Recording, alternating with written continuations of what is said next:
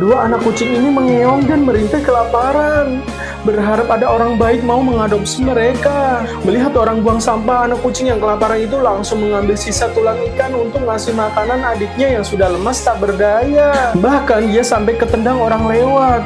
Setelah itu anak kucing itu pun menghampiri adiknya yang sudah lemas. Ternyata telat, adiknya keburu meninggoy guys, kasihan banget. Dan gak lama kemudian dia juga ikut meninggoy guys, saking gak kuat nahan lapar. Asli kasihan banget, bantu like ya guys.